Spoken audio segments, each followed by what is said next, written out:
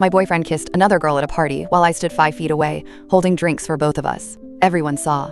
No one warned me. Then he laughed like I was the joke. I thought that was my rock bottom, until he spread rumors about me to cover his ass. But guess what? I didn't just survive. I came back stronger, hotter, and with receipts. And when he came crawling back, I made damn sure he'd regret everything. If you had told me a year ago that the guy the first thought I'd marry would end up humiliating me in front of everyone I knew, I'd have laughed in your face. We met at college during a group project classic, right? I was the one doing all the work, and he was the funny, charming slacker who somehow made skipping class look hot. His name? Tyler. Ugh, even typing it makes me want to throw my phone across the room. At first, it was harmless flirting.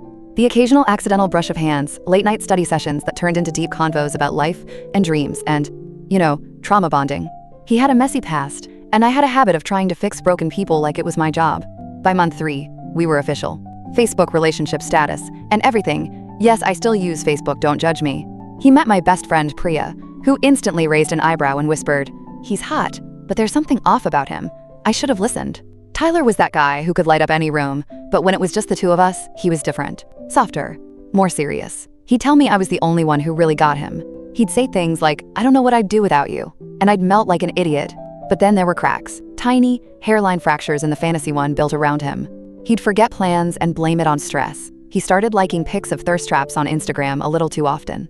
I'd call him out and he'd gaslight the hell out of me. "You're being paranoid." I didn't even notice. That was her bikini pic. God, why are you so insecure? And I started to believe him. Maybe I was overthinking. Maybe I was too much. But the real turning point, the moment I can't stop replaying in my head, like some sick mental TikTok, happened. On a Friday night, we were invited to this house party. Not just any party, it was hosted by his best friend, Jason, aka the human embodiment of red flags. Jason and I had never vibed. He always looked at me like I was a buzzkill for having the audacity to want Tyler to be a decent human. Tyler had been acting distant all week, so I figured maybe this party would be good for us. A chance to reset. I even wore his favorite black dress, the one he said made me look like danger, wrapped in silk. I still cringe at how hard I tried that night. The moment we walked in, I felt it. You know that weird energy when something's off, but you can't quite name it?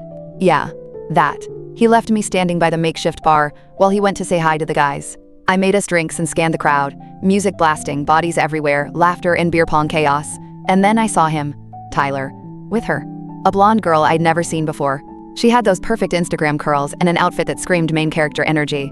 They were standing way too close, laughing. She touched his arm. He didn't pull away.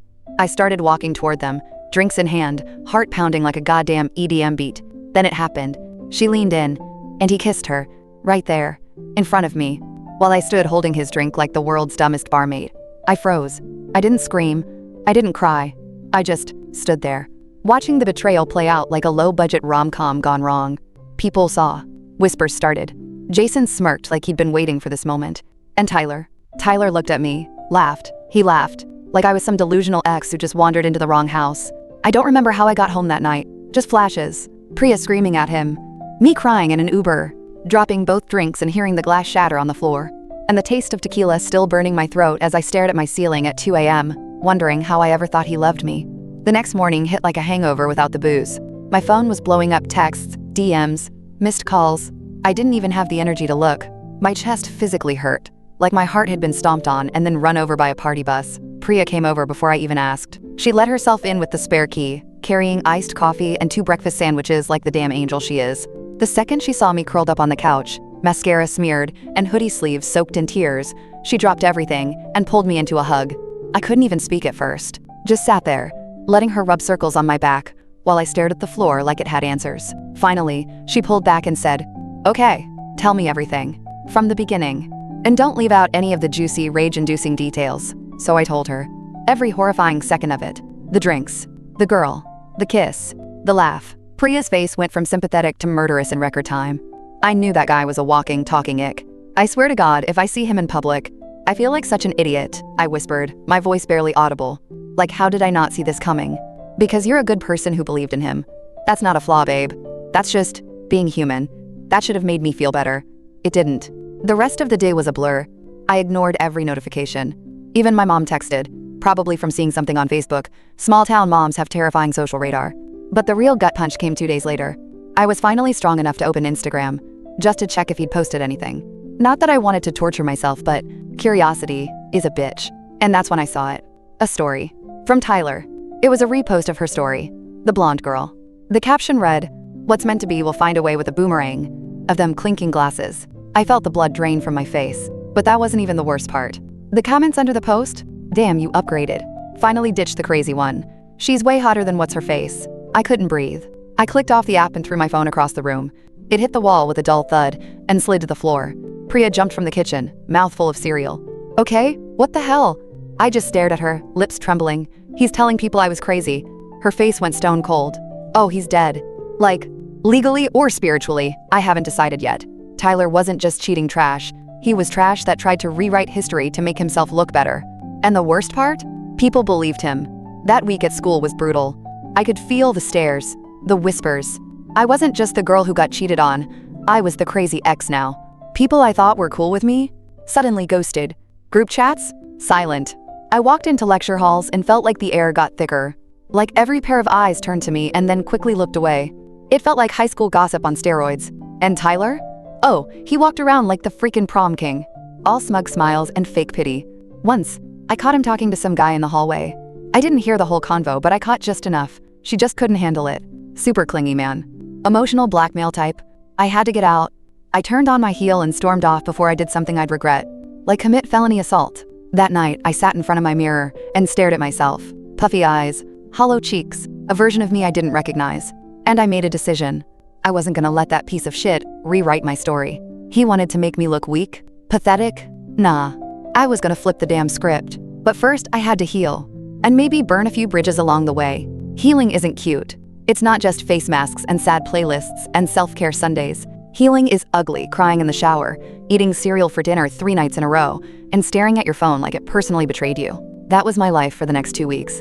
I deactivated Instagram. I stopped going to parties. Hell, I even started skipping class, which is so not me. I was just so done with pretending like I was okay. Priya kept checking in, dragging me out for coffee, or walks, or the occasional rage drive with loud music and zero destination.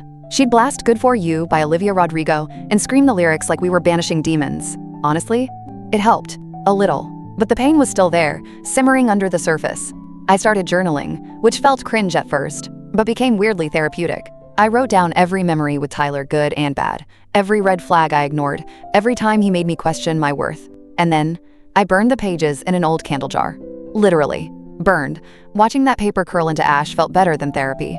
But the real shift didn't come until I ran into him. Yep, him, Tyler.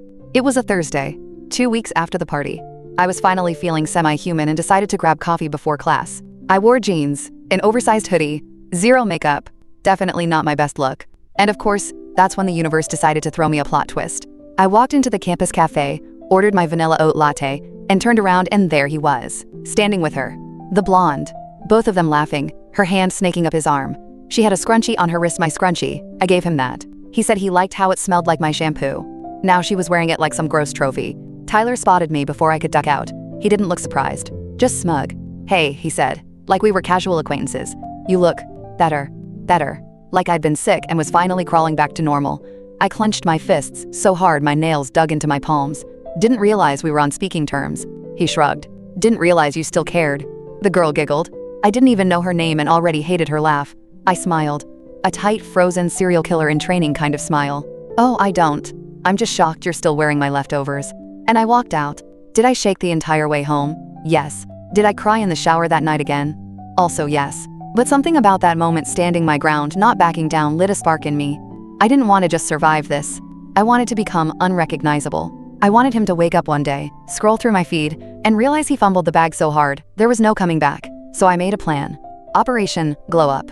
And not the fake, filtered kind. I'm talking full reset. Body, mind, soul, everything. It started small. I got a haircut, chopped off the dead ends. He always said he liked long. I started working out again, not to be skinny, but to feel strong. I journaled every damn night like my sanity depended on it. Spoiler, it did. I even reached out to a campus therapist, which felt super weird at first but ended up being a total game changer. I rebuilt my routines, made new playlists, reclaimed old hobbies I dropped when Tyler became my whole world. I started painting again. Badly. But it was mine. And little by little, I came back.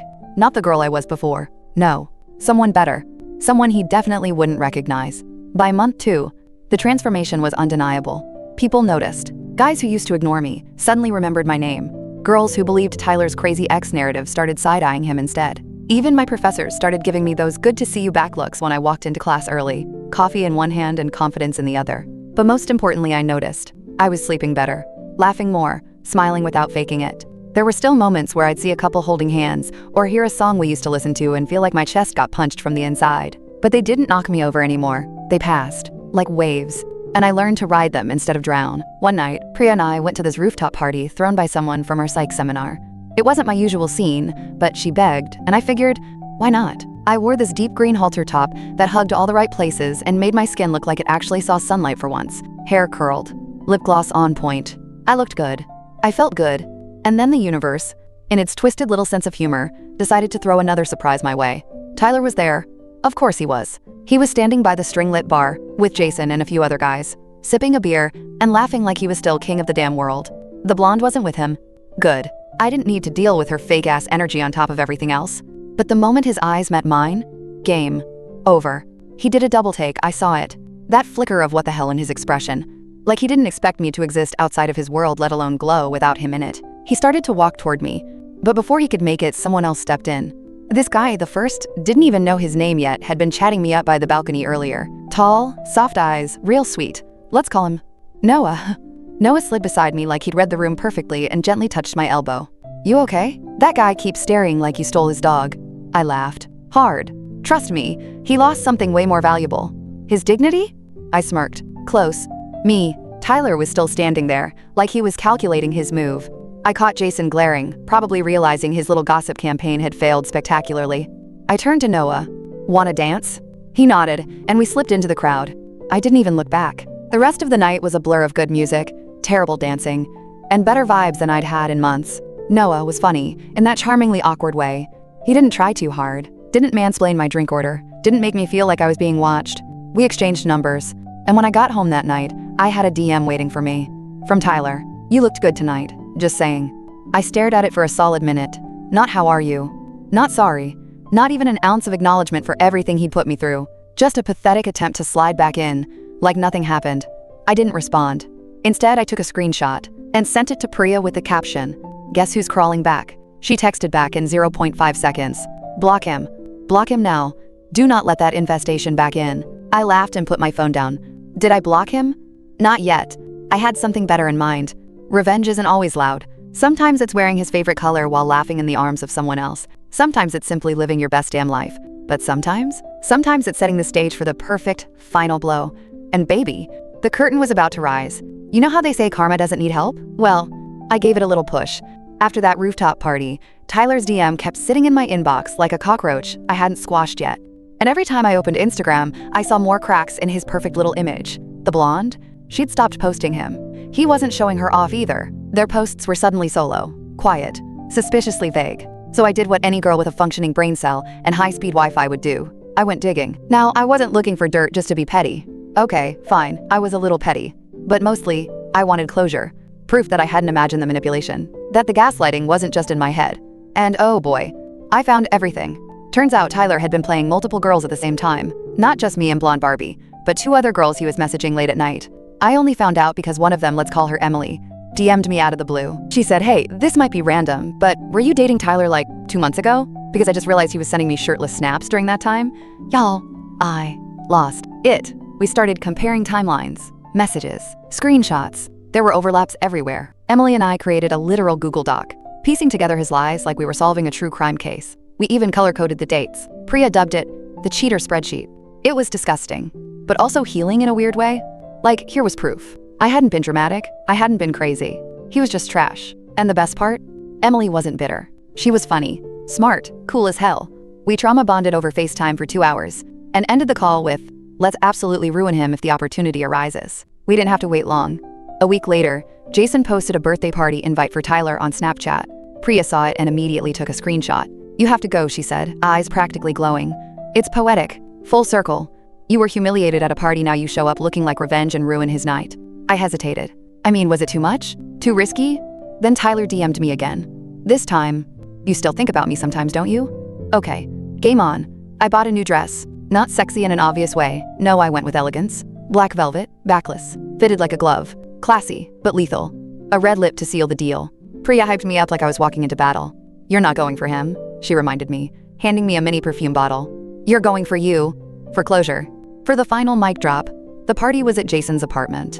Loud music, cheap beer, and that same fake energy I remembered all too well. But this time, I walked in with my head high and my confidence higher. And Tyler saw me instantly. His jaw dropped. He looked like someone had punched him in the face, using feelings. He started walking over, but before he could say a single word, I pulled out my phone. "I heard you've been busy," I said casually, scrolling through the cheater spreadsheet I'd saved to my notes app. His face paled. "What is that?" I showed him a screenshot of one of his messages to Emily. "Miss you. Wish you were here tonight. Don't tell anyone I said that, though." Dated 2 days before he kissed the blonde in front of me. I raised an eyebrow. "So which version of you was real? The guy who said he loved me? Or the one who was collecting girls like Pokemon?" He stuttered. Tried to laugh it off. "You're seriously stalking my messages now?" I stepped closer, lowered my voice. "No, Tyler. I'm just finally seeing clearly." And then, because the universe loves poetic justice, Emily walked in. Yep, she came too. And when she saw Tyler, she didn't flinch. Just walked right past him like he was a piece of gum on the sidewalk. I turned back to him, gave him my best smile and said, "You're gonna want to delete that DM you sent me. It aged like milk." And I walked away. The rest of the night, I danced, I laughed, I toasted to every girl who's ever been lied to and made to feel like she wasn't enough. And Tyler? He stayed in the corner, quiet, for once in his life. Because the thing about receipts is, once they're out there, you can't pretend innocence anymore. The fallout from that party spread faster than one of Jason's cringe memes. I didn't even have to say much, just dropped the screenshots, dropped him, and dipped. Word got out on its own. Turns out, people love a juicy story, especially when the villain gets exposed in 4K with timestamps. By Monday, Tyler's image had gone from cool, misunderstood guy to manipulative, walking red flag. Girls who used to flirt with him started giving him dirty looks in the hallway. Even his own friends. Well, the ones who had the bare minimum of decency started pulling away. Jason, of course, doubled down and called me dramatic in a group chat he forgot Priya was in. Rookie mistake. She sent me a screenshot, and I just replied with, "Let him talk. His personality's already doing the damage." And honestly, that became my vibe. I didn't need to clap back at every lie. I didn't need to defend myself anymore. Because for the first time, I felt solid. Like my feet were on the ground instead of floating in some love-drunk fantasy. My DMs started filling with other girls who had stories. Mini horror tales about Tyler, things that made my skin crawl, and also made me weirdly relieved I got out when I did. One girl told me he used to show up at her dorm unannounced and guilt trip her if she didn't let him in. Another said he lied about being single, used her for rides, then ghosted her. I was like, "Sir, are you applying for a Netflix true crime doc or what?" Meanwhile, I kept doing me. Therapy sessions turned from, "Why do I feel like trash?" to, "Let's unpack why I tolerated this BS for so long. Spoiler childhood stuff. Yay, trauma." My therapist, shout out to Megan, the real MVP, said something that stuck with me. Closure isn't something they give you, it's something you choose. And I was choosing it. Every day, I stopped checking Tyler's socials, started posting my own again. Little things, coffee dates, library sessions, mirror selfies with killer captions like thriving. Please don't text me. Plot twist, I was the upgrade. Petty? Yes. Satisfying? Absolutely. Noah the rooftop party guy kept popping up too. He'd text random things like, "Is cereal a soup?" Or "Do you believe in aliens?" Like he was testing to see if I'd engage. And I did. Because for once, a guy was actually fun to talk to. No games, no guilt tripping, just dumb jokes, random playlists, and the occasional late night convo that made me laugh out loud in bed. One night, he asked if I wanted to hang out. Nothing fancy, just a walk in boba. I said yes, and it felt weird, but in a good way. Like I wasn't diving headfirst into anything. I was just floating, exploring, seeing what it felt like to exist without all the pressure. During our walk, we passed a bench overlooking the city. He sat, looked at me, and said, "So that Tyler dude's officially the dumbest guy on earth, right?" I laughed. Top 3. Easily. He smiled, just making sure. 'Cause anyone who'd lose you clearly has the brain capacity of a toaster. I didn't know what to say to that. No one had ever said something so simple and sweet without an agenda. So I just said thanks. I needed that. He looked at me, not in the way Tyler used to, with that performative, hungry, look how charming I am stare, but like he actually saw me. And I realized something. Right then, Tyler was never the main character. I was. He was just the plot device that pushed the real story into motion. And I was finally writing the rest myself. A week after that night with Noah, I got an email that made my stomach do a weird flip. Subject, "Hey, can we talk?" From Tyler. Of course he used email. Probably figured I'd blocked him on everything else. Which I hadn't yet, because I'm a recovering chaos addict, not a perfect one. I stared at the screen for a good 10 minutes. My cursor hovered over delete, but curiosity got the better of me. Here's what it said. I know I messed up. I was going through a lot, and I didn't know how to handle it. I wasn't fair to you. You didn't deserve the way I treated you, and I hate that I hurt you. I miss talking to you. I hope you're okay. Can we maybe meet up and talk? Just as friends. I'd really like a chance to clear the air. I wanted to laugh, or scream, or maybe both. Not because he was apologizing well, kind of. It was more like a soft, vague apology smoothie. But because it was too late. Months ago, that email would have cracked me in half. I would have spiraled, stayed up, dissecting every line, wondering if he really meant it. But now, I saw it for what it was. Not redemption. Regret. Big, steaming pile of regret served cold. Because he finally realized the world didn't revolve around him anymore. I didn't reply. Instead, I screenshotted it and sent it to Priya with, "Was this written before or after he realized I glowed up and half the campus hates him now?" She replied. LMAO. Block. Report. Send to Santa so he knows who not to visit. God, I love her. I did end up telling Noah about it though. I felt like I should. Not because we were a thing yet, but because he deserved honesty. We were sitting in the grass at this park near campus, drinking iced matcha and watching a group of toddlers try to conquer a too big jungle gym. Tyler emailed me, I said casually, like I wasn't trying to monitor every micro expression on his face. Noah raised an eyebrow but didn't look threatened. Oh yeah, what do you want? A medal. A time machine. Maybe my Netflix password. I shrugged. He said he wanted to talk. Noah nodded, sipped his drink, and said, "You gonna reply?" I shook my head. Nah. Talking to him now would feel like rereading a book I already finished. Like, I know the ending, and it sucks. Noah smiled. Good. Because I'm on chapter 1, and I'm trying to make a good impression. Smooth. So smooth I had to look away to hide the stupid grin spreading across my face. Things with Noah weren't fireworks and slow-motion movie scenes. They were warm, easy, safe. I didn't feel like I was constantly performing or chasing validation. I felt real again. We weren't rushing anything. We were just two people who liked each other, figuring things out one hangout at a time. And honestly, that was everything I didn't know I needed. Meanwhile, the Tyler saga continued to self-destruct. Someone posted a meme on the campus confession page, when your ex glows up and exposes your whole cheating campaign justice for her. And the comments? Brutal. People were dragging him like it was an Olympic sport. I didn't post it, neither did Priya. But clearly, someone had been paying attention. That's the thing about trying to rewrite the narrative, you can't do it when the receipts exist. And me? I had the whole damn archive. I was done being the sad girl in the hoodie, crying over some emotionally stunted boy with good hair and bad morals. I wasn't just okay now, I was thriving. And Tyler? He was just a bad decision with good lighting.